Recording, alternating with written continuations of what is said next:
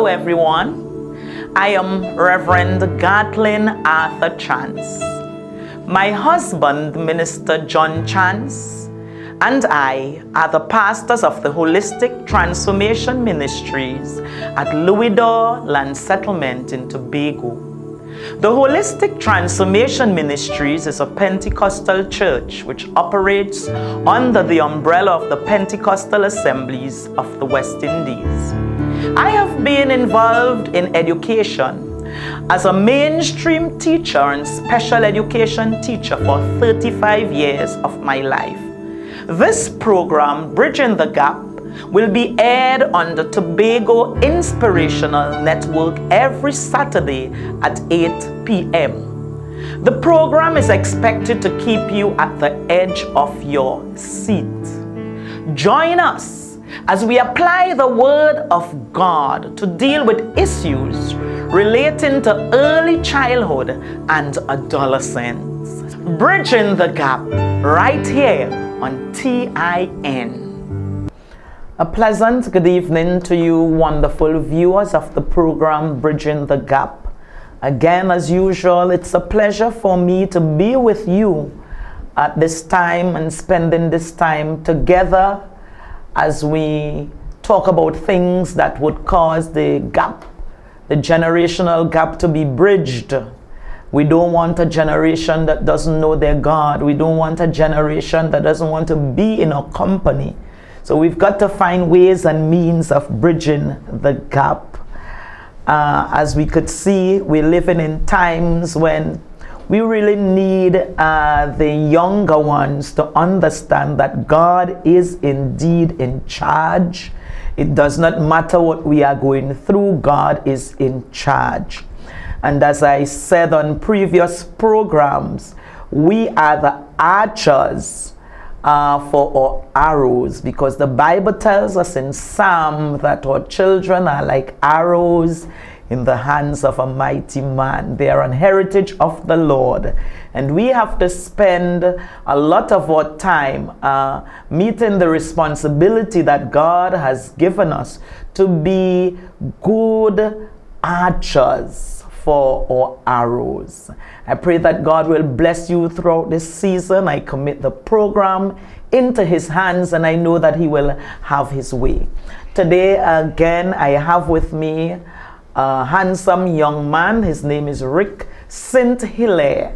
Yes. It's good to have you on the program again, Rick. It's a pleasure being here again. Welcome. And I want you to tell us, some may not have seen you on the last program, so I want you to tell us something about yourself in terms of the school that you go to, the class that you are in, and that kind of thing. Well, I am Rick Saint-Hilaire. I attend Bishop's High School. I am going in Form 5, and I am 15 years of age. Okay, and he said he attends Bishop's High School. I'm not being prejudiced here, but that's my alma mater. Yeah. Right, so we are both two bishops. You know, yeah. I went there and you are there now. I know it's a bit different. Yeah. I remember even the structure is different, because when I was there, as you enter the front where the cars would come in, we will enter into what was referred to as the bicycle shed. And it's the structure is a lot different today. But let's just continue with what we want to talk about. We're looking at the season that we are in, especially as it relates to your schooling. COVID-19, it has been very challenging for school children. I want you to tell me generally, how has it affected you? Well, it affected me badly because of school, not getting to have classes and such. And as I am in 4th form, going in 5th form, I have things to do like SBA, and we have not been in contact with teachers. Okay. Yeah. So you just mentioned SBAs, and if you are in Form 4, it means that you would have been preparing. You should have been preparing. And you should have been liaising very closely with your teachers so that you'll be prepared for your SBAs. Were you able to do any at all? Yes, we started in some subjects, but we haven't gotten anywhere since Corona. Because Okay. there's a kind of discussion with your teacher, and then there's group work also. All right, so Yeah. that has pushed you back a bit, and then the exam, you were supposed to be in fifth form, you would be in fifth form in September, and that's a time when you will be rushing to just final preparations for your exam. What about online classes? Because we heard a lot about online classes. At the beginning, I had online classes, but they were on hold for the July-August vacation. Okay.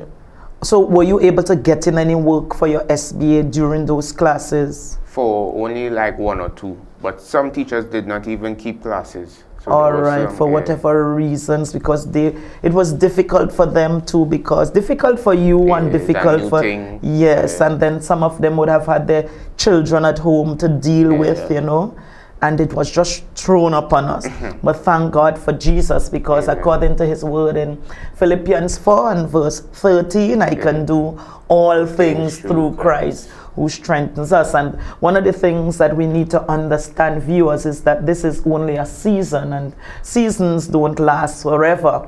The length of time may differ as it relates to seasons, but seasons don't last forever. If we could make a parallel with the seasons in the temperate countries, spring, summer, autumn, and winter, none of those seasons will last forever. And if we had to come back home, the dry season and the rainy season, none of them would last forever. We may see some differences on, you know, how the climate, you know, how things operate, because God is in charge. But one thing we are sure of is that seasons will not last forever. So this season of COVID and the issues that you have at school, it will not last forever. God is still in charge. So you said you had few online classes, but that wasn't enough to prepare you for your exams, for your SBAs. How do you feel about the way forward towards your CXC or CSEC? Well, I feel low-spirited because we'll have to adjust to something new, because as we're seeing, cases are rising and such.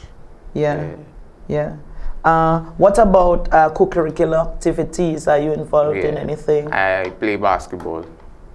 And do you play it for school? Do you? Both school, and I am in a club called Elite Eagles. All right. So you were supposed to be, okay, you play for school, and then you are part of the club.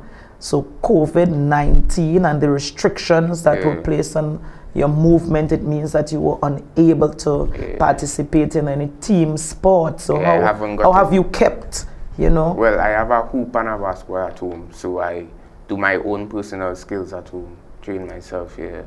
Okay, so you alone or your siblings, what do you? Me alone, basically. What about daddy? Is daddy a part of your, you know, sometimes you have these... Well, sometimes. And you have a little workout with him. All right, and that's important. Parents, is important, you know, at this time when they're at home, that we spend our time with them.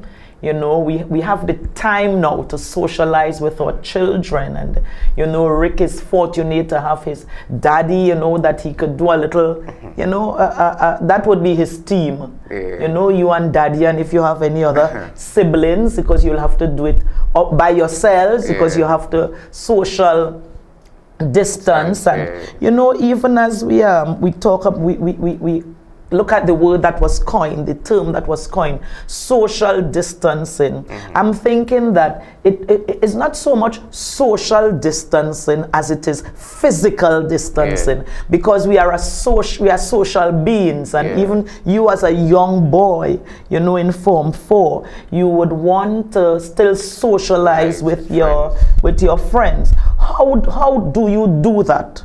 Well, basically, since there are restrictions and places are closed down, you can't meet with your friends and things. We video call or text.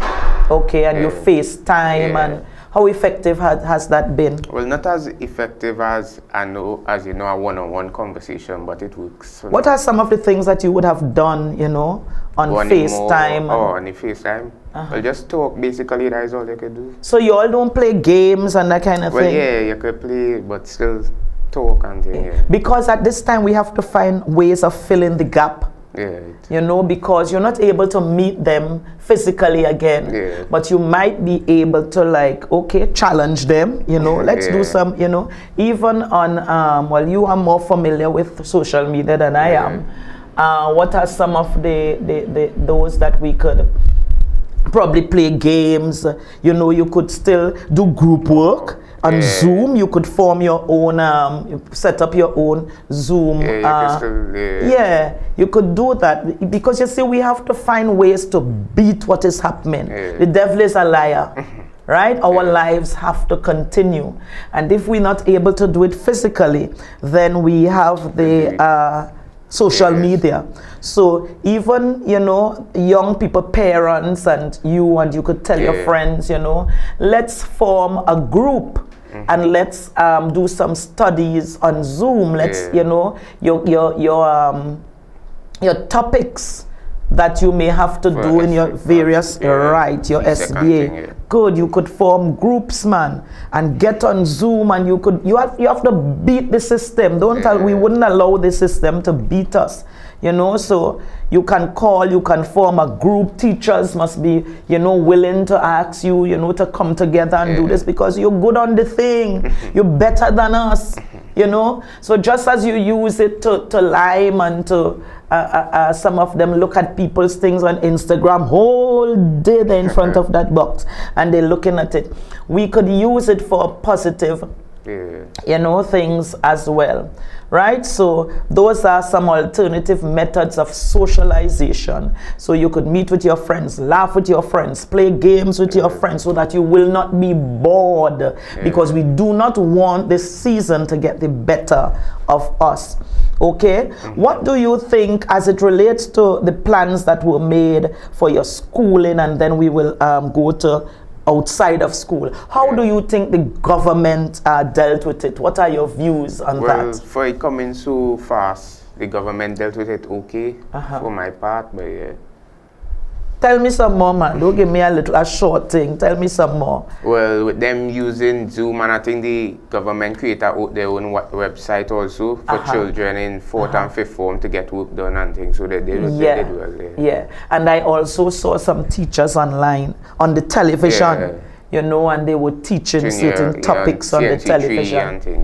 So you could always, well, parents has the part to play where they will say, come and sit in front. The parents, you have your role to play as well. We have to be the ones at home to, you know, to take, we have to take the responsibility to get them to sit, you know, in the position in front of the television or whatever form of media is giving them the information, because we know for a fact now they're not able to go to school. So we have to play our role, parents and caregivers and even teachers. Call them up and tell them we are online we are on the television at a certain time, we are online. We have to make sure that we get them to do what they have to do, because time continues even during the season. And why did I say that? I mean, they are getting older. Even if they're schooling in terms of physically being on the school compound, even if that has stopped, right? Their life continues. Chronologically, they are getting older and they have their schooling to do. So we talked about, what do you think could have been done different as it relates to your opportunities for schooling? Anything? No, I think that was the best option they had with the website and things.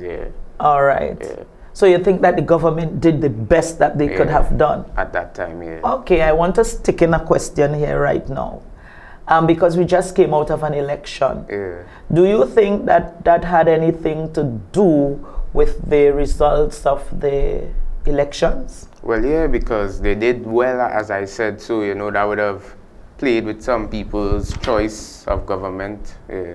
Okay, and you keep saying they did well, they did well. What are some of the things, if I don't remember at my age, that they did that was well? Like in the schooling with the strategies? Anything, generally? The government? Well, they open up more youth programs and things like that. Okay. Tell me more, Rick. I know you're a talker. Tell me more. Websites and things, they open up a lot of things for the youths.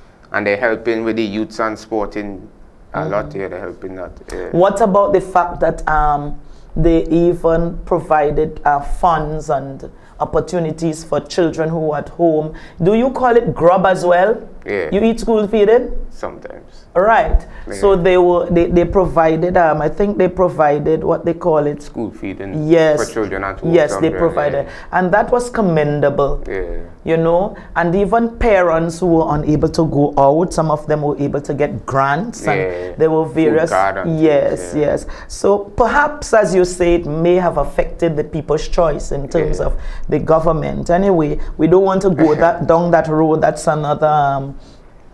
another story. It seems now as if there is a second wave, because we had been hearing talks about a second wave.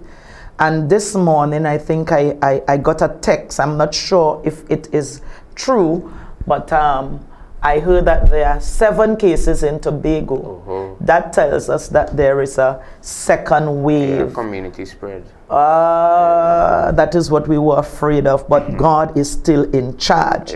God is still on the throne, and Jesus is still making intercessions on our behalf. We have to be aware of that. Despite what we are going through, we have to stand on the promises of God. What impact do you think that will have on the reopening of school? Well, I believe it will set things back, and even if it go as far as back as the government might have to start online schooling as a full-time thing. So that may be our new normal. Yeah, maybe, yeah. I wonder how effective that would be. It may be our only choice. We're not sure what will happen, but the trend shows that perhaps school may not even reopen in September, because the children were doing classes for C exam, and that too has been shut down because some of them got involved. And what do you think is the reason for this new spread of the what do you think of the virus? Well, the irresponsibility of persons, first and first, like who did not listen to the measures and rules by the government. Also a lack of contact tracing, because some of the cases the government don't know where it come from, so they don't know who had contact with who, things like that. Yeah, and that too could have stemmed from the fact that people did not adhere to the precautionary measures, because we heard of a case in Tobago at the hotel. What hotel was that hotel? I wonder if it was Golden Thistle. Is that the hotel? I don't know. I can't remember, but a hotel down in the down in that area, and it was irresponsible behavior. And you see, and that's the thing, we affect each other because of irresponsibility. You know, we are a people that don't adhere to rules, and that's strange. You see, we live by rules, and even as believers, there are laws that we live by. The Bible tells us that the law of life in Christ Jesus has set us free from the law of sin and from death. So we live by that law. Fishes live by a law. Trees live by a law. You know, Rick, we don't see fishes questioning whether, why should we be in water? Why do we have gills? Why can't we walk? Let's go out on the road and walk. You know, let's go out there and be like humans. But humans are always questioning the law of life. You know, why do we have to do that? If the government said that, why do? And they're going against those measures. We saw it in the Garden of Eden, where disobedience is the thing that causes us, you know, a lot of problems. And that's what is happening even today. They've been asking, wear your mask, social distance, you know, wash your hands, and these simple things. People are not doing it because they feel that nobody is in charge of our lives. One thing we understand is that God is in charge of everything and everyone. Now I want you to tell me, how does this second wave make you feel? What are some of the emotions, you know, that you are experiencing as a result of this? Because our schools mightn't open, you know, and I have exams coming up. What did you say? What was the emotion? Down, low spirited. All right, low spirited. What about fear? Well, you have to put your trust in God, but you know, still have got a little fear there, but yeah. So what you said, you still have a little fear? Yeah, a little fear. Rick, you believe even me as a pastor and God, you know, I have to be truthful about it. Even me as a pastor, sometimes a little fear will come in me, you know, because we don't know where it will come from. But the only thing that is keeping us in this season is our trust in God. He said he will never leave us. He will never forsake us. He will be with us to the end, you know. And then I remember, you know, he speaks, the Bible talks about Jehoshaphat, you know, when he said, you stand still and just see the salvation of the Lord. This is a time when, even at your age, the youths, you know, you have to stand still and see the, yes, take all precautionary measures, but stand still and see the salvation of the Lord, because the records is there to show us in the Bible. Sometimes we find ourselves in what we refer to as a rock and a hard place, or at the end of ourselves. There's nothing that we can do apart from taking precautionary measures. But the record shows in the Bible the Red Sea experience, you know, when Moses, you remember that? When Moses was faced with the army, the Egyptians behind him, and he faced a Red Sea. So he was between the Red Sea and the army, and the only thing that could have helped him, or the only, is God. And we saw Joshua with the River Jordan experience, when they had to cross River Jordan, and the only person, the only help was God. And we still believe. Do you believe that Jesus is the same yesterday, today, and forever? Right, he will be the same. So now that we are faced with this pandemic, God will deliver us. We just have to be obedient. How does the future look for schooling in our nation? Well, it will be a hard journey, but as I said, with the trust in God, everything will go back to normal. Or we'll just have to adjust to a new normal. And because of what it looks for me, I like your optimistic, you know, responses. But there are those who are still very pessimistic, those who are saying, well, I don't know if we will ever, you know. And in the event, in both cases, where do we turn? To God. You truly believe that? So you're not one that is hopeless? No. Tell me something about that. What would be your advice to the youths concerning, you know, those that are hopeless? What would you advise them? In a time like this, is good to get a good connection with God, you know. Put your trust in him. Okay. Put your trust in God, and what? He would what? He will save you. He will, from the season, as I said, the season will come to an end. All right. Do you know of any young person in the Bible, right? And just before we do that, I want to remind, if there are any young persons listening, I love Rick, you know, and how he's talking about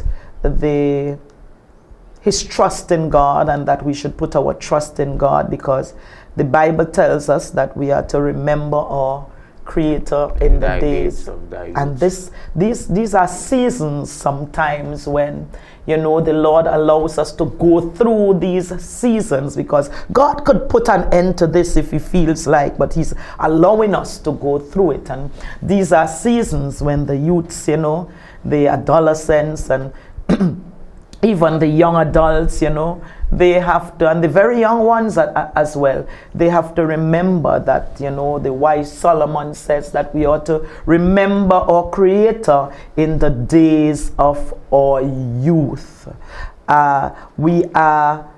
We are backed up against a wall, so to speak, and the only hope is Jesus. So I want us to go back. Do you know any young person in the Bible who was backed up and depended upon Jesus, and he came through for them? Anyone? Daniel in the lion's den. Okay. Tell us something about that and what you feel concerning that. Well, he was going through a struggle, basically, and he had to look up to God for help. God was the only person that could have helped him. Yeah. Now, Daniel had, because you will have your friends, and some of your friends will be angry. They may not be believers as you are. They may not, you know, believe in the ability of God. And they may feel like doing what Job's wife said, curse God and die, you know. But it's good that you could understand that there are times in your life when you really need to just concentrate on God, believe in God, keep your gaze upon God, because the circumstances around you could cause you to sink as Peter did. So you've got to keep your gaze upon God, and in keeping your focus upon God, He's going to keep your head and even your feet above the waters. We look at Daniel as a young boy, according to Rick, and Daniel was in a situation where he was told that you ought not to serve the God of heaven, the God of Isaac, Jacob, and Abraham, and if you do, we will place you in a lion's den. Now those were some ferocious lions. Those were lions that will eat you and your bones up. But Daniel believed in his God. And when Daniel was placed in there, he decided to look through his window that faced Jerusalem and pray to his God. Hallelujah. This time we'll need to look up. We need a vertical relationship despite our ages, you know, because we are in a time now where the government is trying to do their best. Yes, all those that are frontline workers are trying to do their best, but even they are getting affected. So we have no choice but to look to the God who is in control of everything. And in doing so, we need to understand that the devil is the father of lies. Hallelujah. He's not in charge of this season. So we need to do like Daniel as young people, and we need to encourage them. Daniel decided, despite what I go through, I am going to pray to my God. Rick, and this is what we've got to do, pray to our God. And what did God do with the lions? Shut them out. He shut them out, and they were not able to affect him. Hallelujah. Even King Darius was able to see, yes, your God is the God that we must serve. As we come to a close, could you look in the camera and tell the youths of today, give them some advice. What must I do in this season? Hold the faith and trust in God. Get a connection with Him. All right. And you heard from the mouth of a youth. He's not even 16 years yet, not so? No. Right, so you heard it from him. The advice is not only for the youths, but for the adults as well. Put your trust in God. Hold the faith. Hold your faith. Don't give up. I thank you for listening. It was a pleasure having you, Rick. Thank you. It tells us that the future of this whole Christian thing, you know, the future is in good hands. I can assure you that you are one. You know, I want you to stay connected. Encourage your friends. Don't let them carry you down the wrong road. Encourage them. I pray that God will bless you. It was a pleasure having you, and you've been excellent. Viewers, I thank you for listening. I look forward to seeing you another week. Be blessed and remain grounded. Rick told you that. Remain grounded in this season. Bye-bye.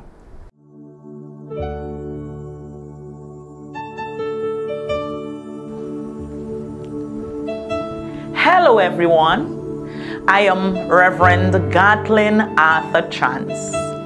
My husband, Minister John Chance, and I are the pastors of the Holistic Transformation Ministries at Louisdor Land Settlement in Tobago.